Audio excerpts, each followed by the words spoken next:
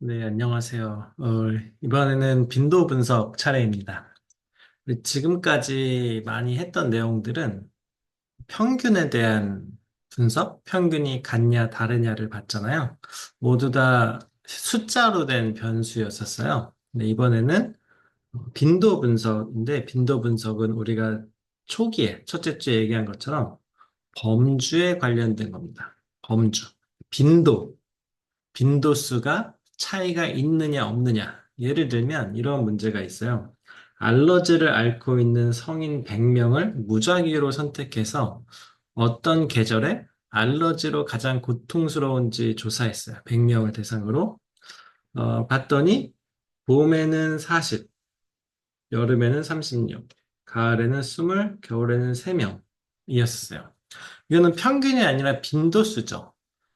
그래서 즉 음, 뭐를 알고 싶으냐면 알러지 발병 빈도가 계절에 따라 다른가?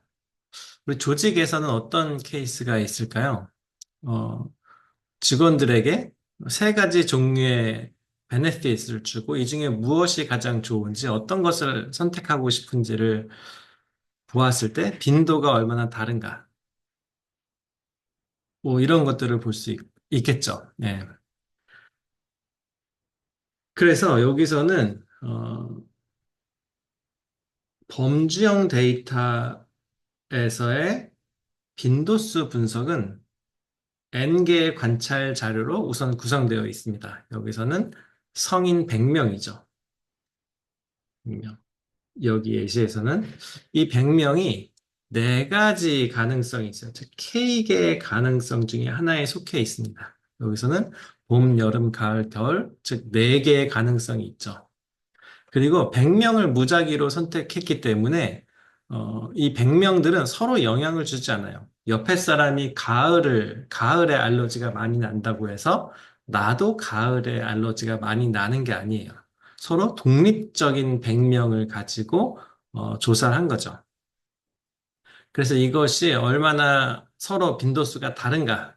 근데 일반적으로는 이 기대 빈도가 5 이상 이어야 분석 가능하다라고 되어 있는데, 여러분들이 아직 배우지 않은 게 있어요. 뭐냐면, 기대 빈도. 기대 빈도가 무엇일까? 어, 기대 빈도는 우리의 반대 가설, 우리가 원하는 가설은 귀무 가설이에요. 대립 가설. 즉, 각 계절마다 알러지로 고통받는 성인의 비율이 다르다. 우리는 다르다라는 것을 주장하고 싶은 거고, 우리의 주장과 반대는 같다죠, 같다.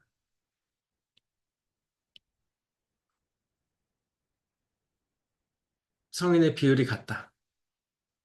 그래서 우리 항상 하는 거 있잖아요. 우리의 반대 주장, 즉, 귀무 가설이 맞다면 우리가 가지고 있는 데이터는 얼마나 떨어져 있는가. 이게 우리 계속 이야기하는 기본 아이디어잖아요.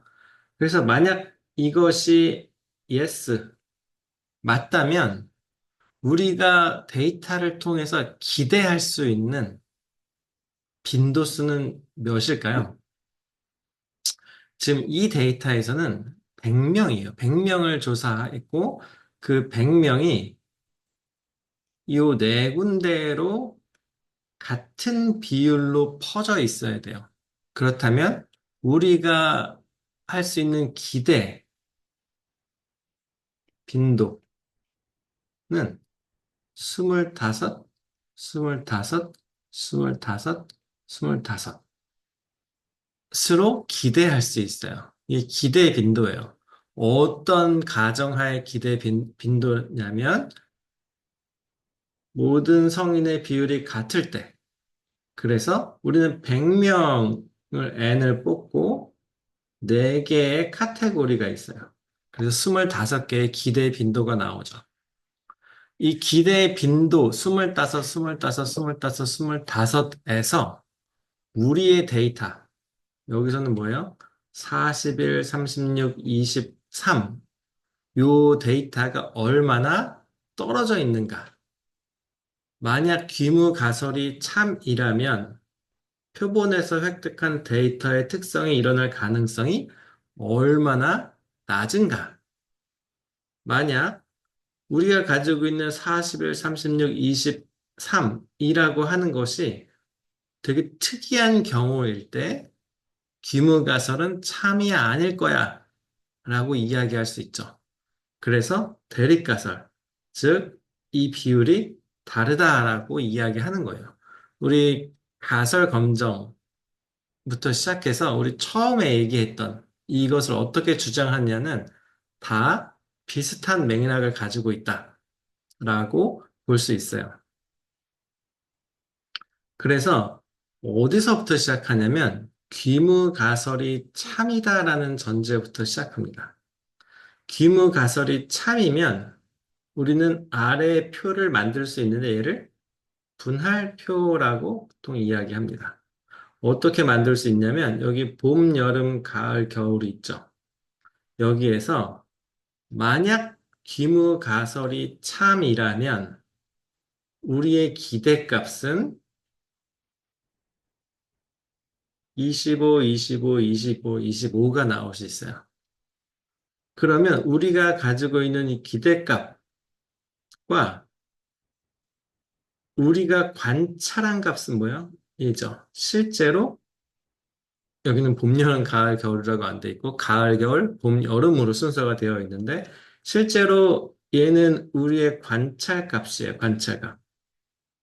O라고 표시한 이유는 observation이라고 해서 관찰된 값에서 이렇게 나왔고 실제로 귀무가설이 참이라면 모두 다 똑같다면 우리가 기대할 수 있는 expectation, 기대할 수 있는 값은 25, 25, 25, 25이죠.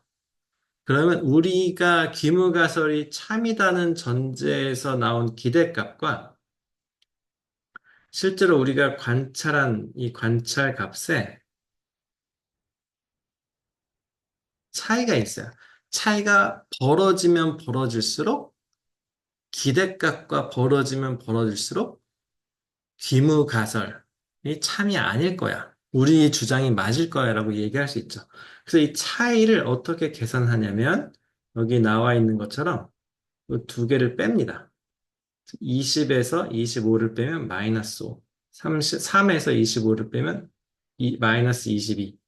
이렇게 쭉 뺀 값이 나오는데 이게 플러스 마이너스가 되어 있어서 더하면 even out 되기 때문에 얘를 차이를 나타내기 위해서는 제곱을 해줍니다. 제곱. 그래서 각각을 제곱을 하면 이렇게 나오죠. 그 제곱을 한 값에다가 우리의 기대값, 원래 기대는 25이기 때문에 이 25으로부터 얼마나 퍼져 있는가. 그래서 25으로 나눠주면 이 값이 나옵니다. 이 값을 다 더해주면 여기 나와 있는 것처럼 35.44가 나와요. 35.44. 만약에 우리가 주장하고자 하는 대립가설, 즉 성인의 비율이 다르다라가 틀리다면, 즉 진짜로 성인의 비율, 알러지로 고통받는 비율이 같다면 이 값은 작게 나온다. 언제? 귀무가설이 맞다면, 즉 모든 비율이 똑같다면 관찰된 값과 기대값의 차이는 작게 나오겠죠. 근데 만약 이 값이 크게 나오면 크게 나올수록 우리의 주장, 즉 요일별로 알러지 발생 빈도가 다르다라고 주장할 수 있겠죠. 그래서 우리가 보는 것은 요 빈도예요. 근데 우리 키, 뭐, 의 평균들을 보면 대부분 정규 분포를 한다고 했죠. 샘플링 디스트리뷰션. 평균을 중심으로 정규 분포가 우리의 지도다라고 얘기했는데 얘는 특이하게 우리는 제곱을 했어요. 제곱을 한 것들의 모임들이에요. 그래서 얘를 굳이 알아둘 필요는 없지만 정규 분포가 아니라 이런 경우에는 카이스퀘어 분포를 따른다라고 가정합니다. 네. 사람들이 진짜 기대값이 진짜 이런 빈도를 가지고 맞다면 우리 데이터에서 우리 표 모집단에서 지금 여기 100명에게 봄, 여름, 가을, 겨울을 물어본 거잖아요. 그죠? 봄, 여름, 가을, 겨울의 빈도를 물어본 거잖아요. 이거를 무수히 많이 하면 그래서 이렇게 카이스퀘어 제곱값 차이의 제곱을 정하면 그것이 정규 분포로 보이진 않고 실제로 카이스퀘어 분포를 따른다라고 이야기합니다.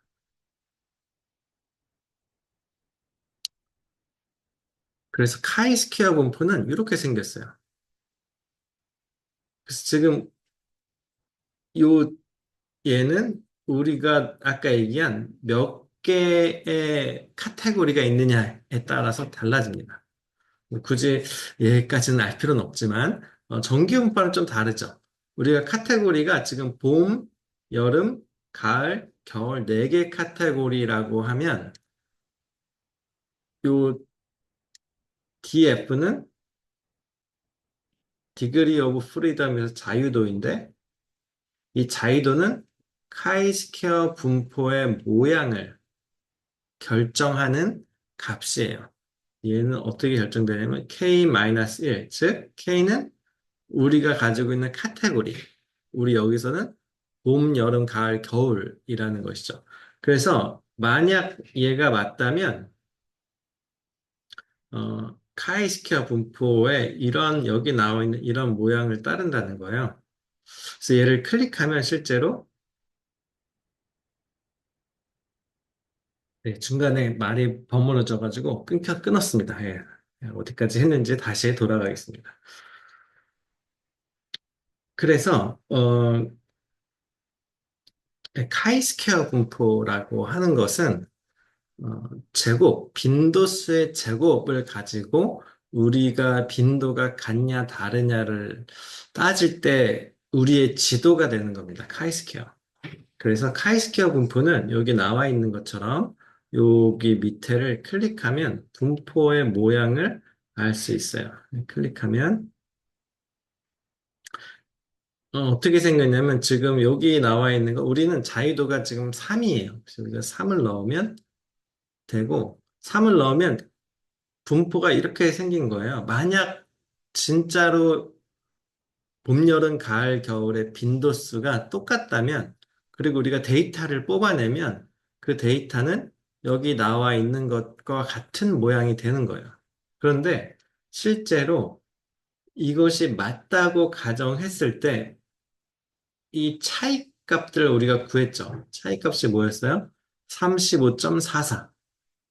그래서 만약에 이 값이 맞다면 우리가 가지고 있는 것은 35.44이죠. 35.44는 봤더니 엄청 극단에 가 있는 거예요. 그래프만 봐도 12까지밖에 안 돼 있는 거죠. 그래서 만약에 봄, 여름, 가을, 겨울의 알러지 빈도수가 같다면 우리의 데이터는 얼마나 떨어져 있냐면 35.44만큼 떨어져 있는 거예요. 우리가 가지고 있는 이 지도상에서는 엄청 멀리 있는 거죠. 그러므로 뭐라고 얘기할 수 있어요?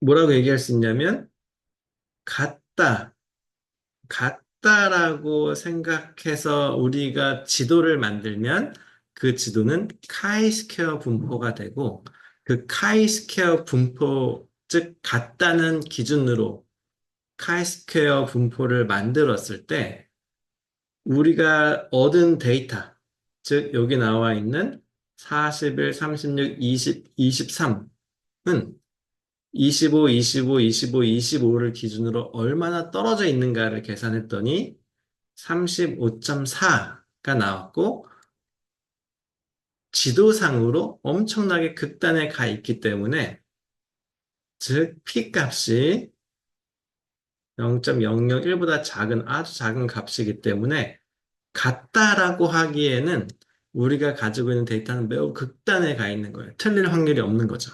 그래서 웬만하면 우리는 리젝한다. 즉, 알러지로 고통받는 성인의 비율이 계절마다 다르다라고 이야기할 수 있습니다. 이걸 바탕으로 회사에서도 직원들이 어떤 특정한 카테고리에서 선호도가 같은지 다른지를 이것을 가지고 검증할 수 있겠죠. 뭐 선호하는 빈도수가 조금 다른데 그 빈도가 통계적으로 정말 다른지 같은지를 이 카이스퀘어 분포를 활용해서 테스트할 수 있습니다. 실제로 데이터상으로는 어떻게 되는지 요 카이스퀘어 알러지라는 데이터를 다운받아서 자모비로 한번 열어보시죠.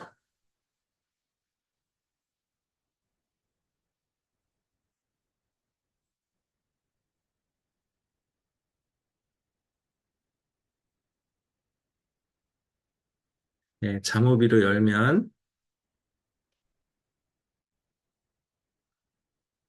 다음과 같은 데이터가 나타나겠죠. 여기서 알러지에서 봄, 여름, 가을, 겨울 어디에서 알러지가 발병했는지를 나타낸 화면입니다. 네, 죄송해요. 어디 갔죠? 네. 그래서 이 빈도수를 볼 때는 여기 frequency라고 빈도수가 되어 있어요. 요거를 클릭하면, contingency table 밑에,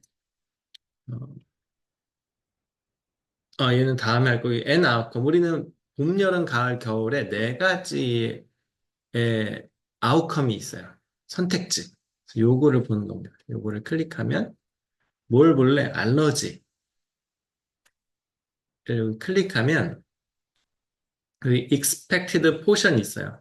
기대값은 뭐냐면, 봄, 여름, 가을, 겨울에 빈도수가 똑같을 것이다.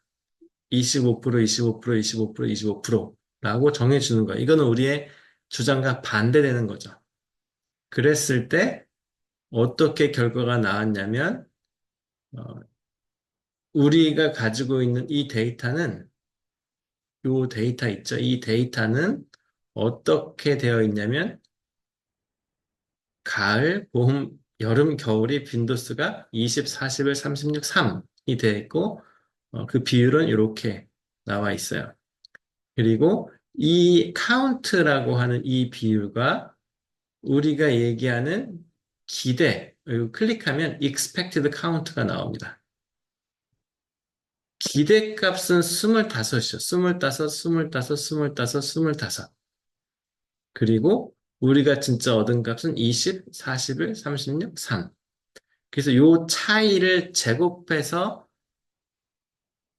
이 기대값으로 나눈 것을 다 더한 값이 35.4이고 이것이 카이스퀘어 분포, 우리의 지도에서 매우 극단에 가 있다. 그러므로 어, 알러지의 발병 빈도는 계절마다 다르다라고 이야기할 수 있습니다. 그 다음에는 우리 갑자기 제가 여기로 멈췄다가 뛰었는데 그 강의 안에 보면 봄, 여름, 가을, 겨울 바로 밑에 미국 메인 스테이트에서 실시된 마라톤 대회 참가자에 대한 정보 기록이라고 있어요. 카이스케어 지역과 성별. 네, 이것을 한번 이 동영상을 멈추고 잠오비로 한번 열어주시기 바랍니다. 네, 열면은 이렇게 되어 있어요. 그래서 뭐 복잡하긴 한데 마라톤 대회에 참가한 사람들의 정보입니다. 그 중에 여기 성별이 있어요. 성별, 남자가 참석한 비율, 여성이 참석한 비율이 이 빈도가 남녀의 차이가 있는가를 보고 싶을 때 빈도수 분석을 하죠. 그래서 빈도수 분석은 여기 frequency라고 있는 것을 클릭하고 어, 남녀이기 때문에 to outcome이기도 한데 n outcome으로 우선 해보죠. 클릭하면 남녀, 성별을 여기다가 넣으면 남자는 2,924명, 여성은 2,951명의 비율로 49.8, 50.2의 비율로 참여를 했고 이 남녀의 참여 비율이 같은가 다른가를 보면 여기 같은 비율로 50%, 50%로 참여했다. 비율이 똑같다를 기준으로 우리가 가지고 있는 50.2%, 49.8이 통계적으로 다른가를 보는 거예요. 그래서 우리는 기대하는 비율은 50%, 50%에서 우리가 가지고 있는 이 비율이 얼마나 떨어져 있는가. 봤을 때 expected count 요거를 클릭하면 실제로 어, 50대 50이라면 2,938명이 등록해야 되는데 여성은 2,951, 남성은 2,924 했어요. 값으로 보면 여성이 50.2%, 남성이 49.8이기 때문에 여성이 참여 빈도수가 더 높다라고 언뜻 보기에는 그렇지만 높은 것 같지만 통계적으로 진짜 높냐라고 우리가 주장할 수 있는지를 보는 거죠. 그래서 통계적으로 이 두 비율이 같다라는 가정하에 이 비율이 얼마나 차이 나는지, 즉 관찰된 값 5와 기대값 2를 뺀 제곱을 기대값으로 나누어서 더한 값. 복잡하죠? 여기 노션에 보면 공식이 나와 있어요. 그래서 얼마나 떨어져 있는지를 제곱값을 하면 값이 0.124예요. 엄청 거의 비슷한 값이 나타나죠. 그래서 P값은 72.5%. 즉, 모든 이 남녀 비율이 똑같다는 기준 하에 지도를 그렸을 때 우리가 가지고 있는 데이터는 극단으로 떨어져 있지 않죠. P값이 크기 때문에.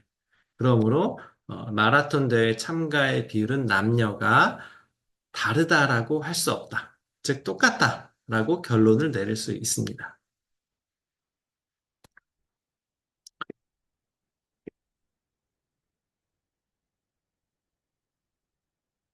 네, 그 다음에 해야 될 또 다른 하나가 있어요.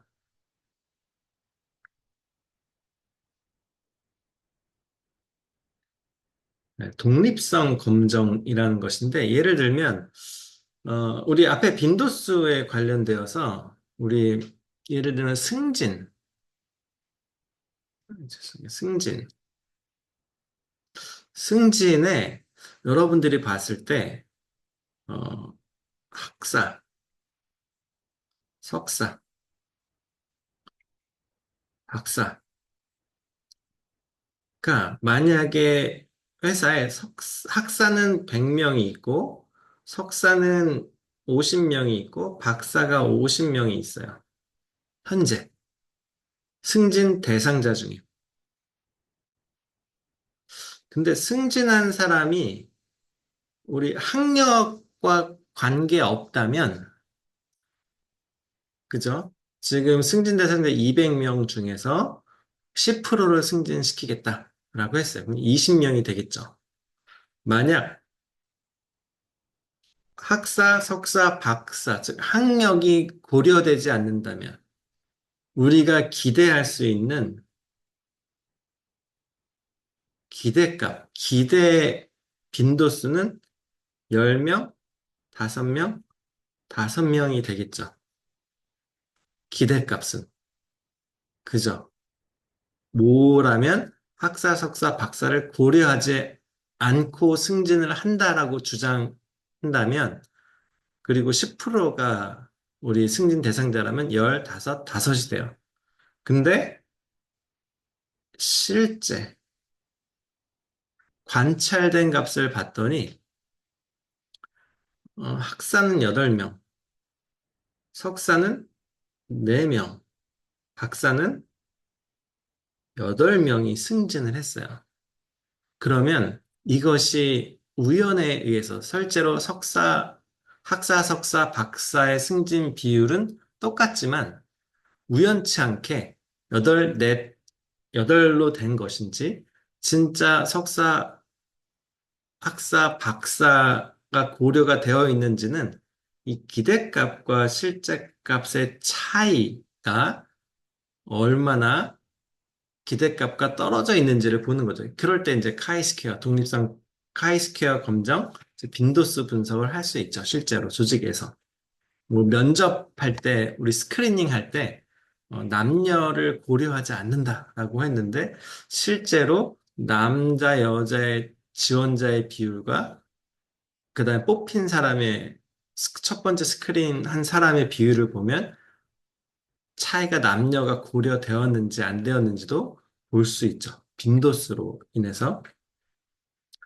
어, 또 하나 있어요. 여기서는 승진 대상자를 제가 설명하기로는 학사, 석사, 박사라고 했는데 또 하나 고려사항이 있어요. 성별,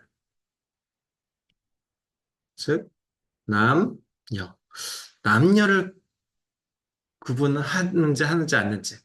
그리고 학사, 석사, 박사와 남녀, 즉 성별이 학력이 서로 연관되어서, 즉 박사이면서 남자를 가장 선호하는지, 박사는 선호하지만 남녀의 선호 구분이 없는지, 학사는 남녀를 구분하지 않지만 박사는 남녀를 구분하는, 즉 이 관계가 서로 학력과 성별이 독립적인지 독립적이지 않은지, 즉 그걸 독립성 검정이라고 하는데, 어, 이- 좀 이해가 더 복잡해졌나요? 예를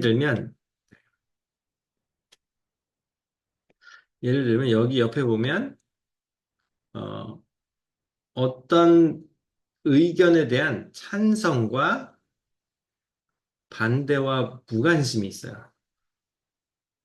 그리고 남녀가 있어요. 만약에 여성이 100명이 있고 샘플에서 남성이 200명이면 일반적으로 찬성은 60%가 찬성하고 반대는 30%가 반대하고 무관심은 10%다 라고 한다면, 만약 60%, 30%, 10%가 찬성, 반대, 무관심의 비율인데, 이 찬성, 반대, 무관심의 정도가 남녀, 성별과 관계가 없다면, 즉, 요 찬성, 반대, 무관심과 성별이 관계가 없다면, 찬성의 60%, 반대의 30%, 무관심의 10%는 요 카테고리에 똑같은 비율로 들어가 있을 거예요. 만약 관계가 없다면.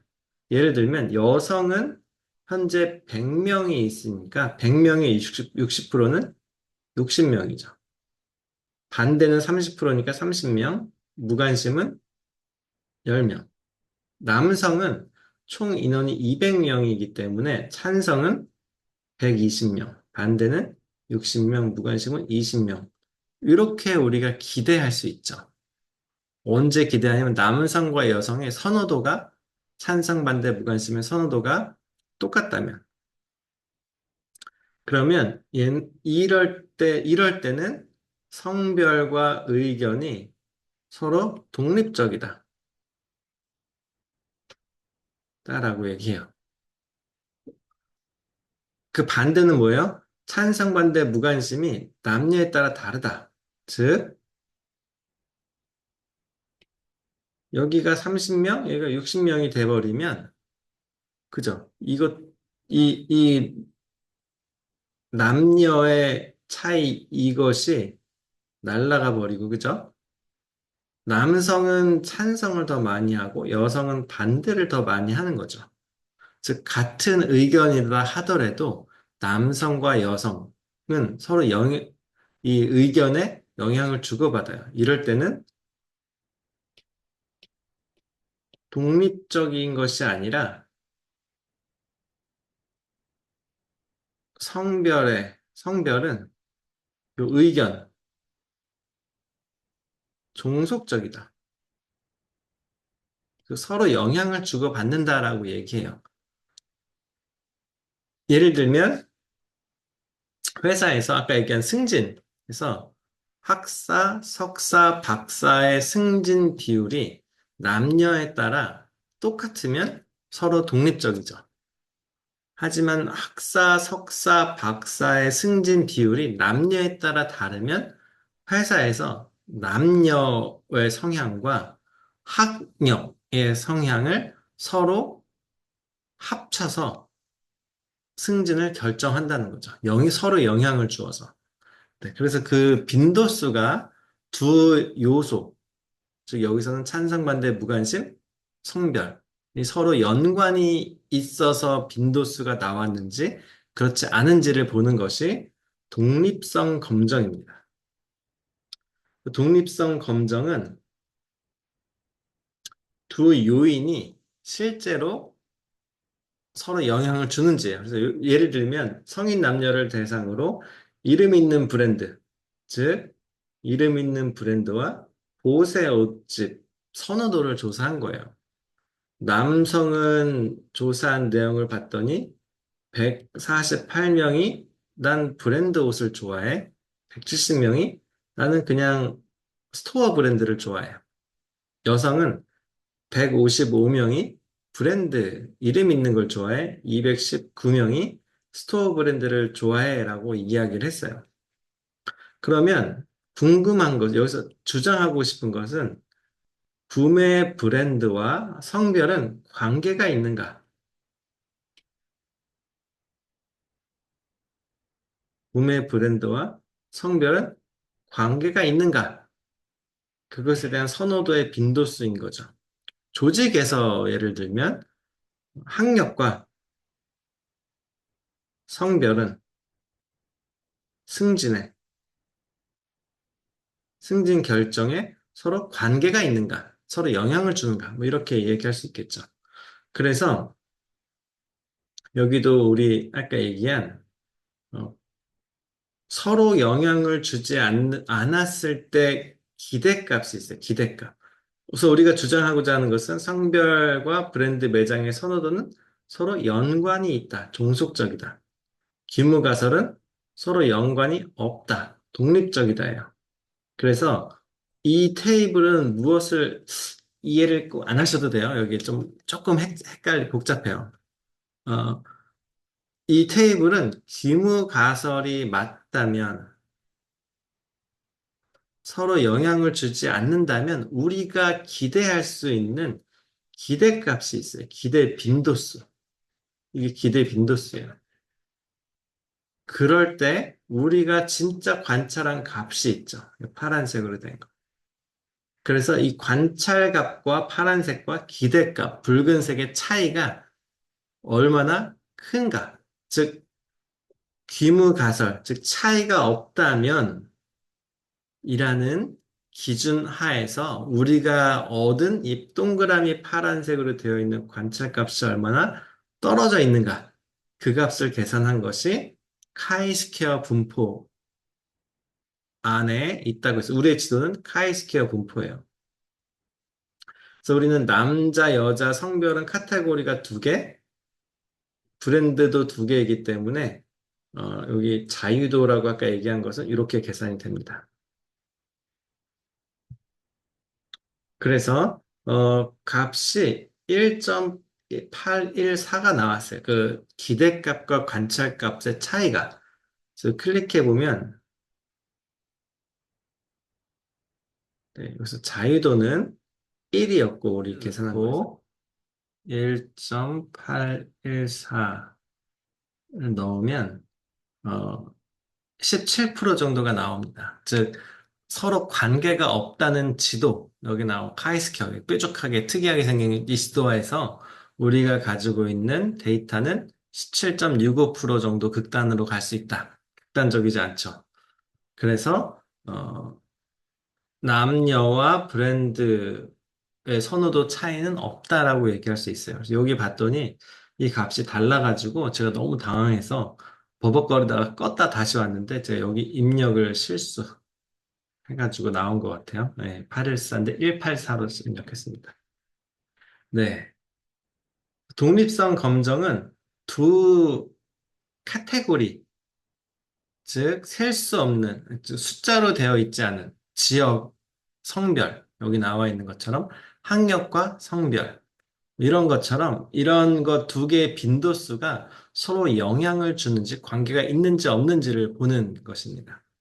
그래서, 요 지역과 성별, 아까 마라톤 했던 것을, 다시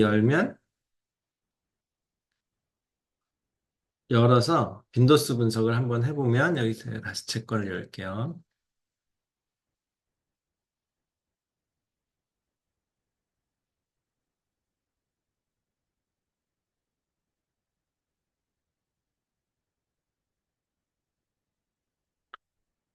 네, 빈도수 분석을 해보면 뭘 해보냐면 여기는 아까는 이걸 했었죠. 남녀의 차이가 있는지. 근데 이번에는 서로 독립적인지 영향을 주는지. 즉, 변수가 두 개가 있잖아요. 여기서는 남녀, 지역. 그럴 때는 요것을 클릭합니다. 클릭하면 뭘 보고 싶어? 그러면 여기 남녀 성별을 여기다 넣고 지역, 메인 스테이트 주인지 여기 클릭하면 여기 그래프를 보면 컨틴전시 테이블이라고 해서 남녀와 메인 스테이트에서 왔는지 또는 메인 스테이트 이외 어웨이 지역에서 왔는지 빈도수가 있어요. 그래서 어웨이와 메인 스테이트라는 것과 남녀가 서로 영향을 주는지 안 주는지를 보자. 라고 서로 독립적인지를 보자. 라고 한 것이 조금 전에 얘기한 여기 독립성 샘플이라고 보면 됩니다. 봤더니 P 값이 엄청나게 크죠. 0.05보다 크니까 서로 독립적이다. 라는 기준 하에 다르다라는 기준, 항상 대립가설은 서로 관련이 없다라는 기준 하에 데이터를 모았더니 관련이 없게 나온 거죠. P값이 여기 있으니까. 즉, 남녀의 구성 비율과 홈 어웨이, 메인 스테이트와 어웨이 스테이트의 구성 비율은 서로 독립적이다. 관련이 없다라고 보시면 돼요. 좀 헷갈리는데 요것을 보면 좀 더 나을 것 같아요. 예를 들면, 어, 그 노션 강의 안에 교수와 학점 빈도수가 있어요. 그래서 그것을 한번 엑셀, 학점 분포라고 써 있는 엑셀 다운 받으시면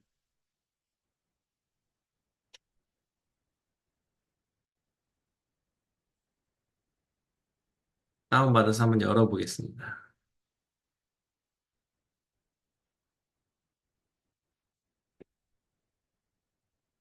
네, 이 데이터가 어떻게 생겼냐면 여기는 학생 아이디이고 여기는 교수 이름이에요. 여기는 학점이고. 그래서 아마 여기 MBA에서도 사실은 상대평가잖아요.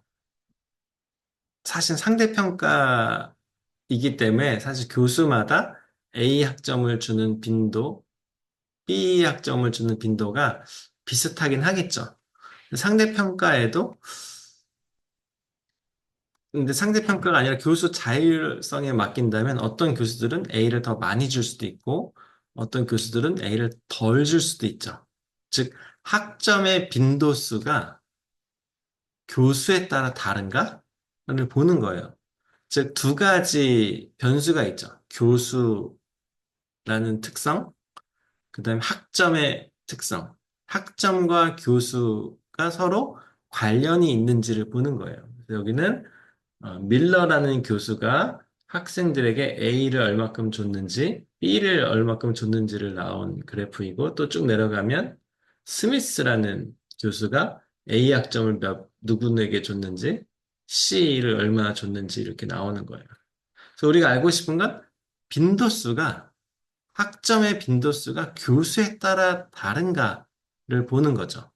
그래서 여기는 프리퀀시, 빈도수를 분석하는 거고, 학점과 교수 사이에 서로 관계가 있는지 독립적인지를 보는 거예요. 그래서 요거를 클릭하면 뭘 보고 싶은데 라고 나와요. 컨틴전시 테이블. 그래서 우리는 학점과 교수, 이거는 뭐 바뀌어도 상관없어요. 그래서 학점은 A, B, C, D와 F. 교수는 밀러, 무어, 스미스라는 사람이 세 명이 있고 여기는 빈도수가 되겠죠.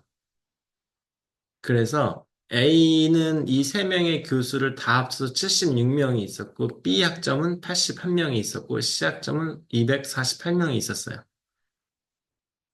밀러 교수는 146명을 평가했고 무어 교수는 126명, 스미스 교수는 173명을 평가한 거죠. 이거는 관찰된 값이에요. 만약에 이 두 개가 서로 관련이 있다면 교수마다 학점 빈도수가 다른지 아닌지를 보는 거예요. 그래서 실제로 관련이 없다면 기대값은 여기 셀 밑에 기대값을 클릭하면 밀러 교수는 16명에게 학점을 줬는데 A를 줬는데 무어는 24명, 36명. 우리가 서로 관계가 없다면 서로 비슷하게 학점을 준다면 24.9명, 21.5명, 29.5라는 빈도수가 나와야 되는 거죠. 그래서 76명이 나와야 돼요. 왜냐하면 밀러라는 교수는 학생을 146명을 가르쳤어요. 그러니까 A가 더 많아야 되겠죠.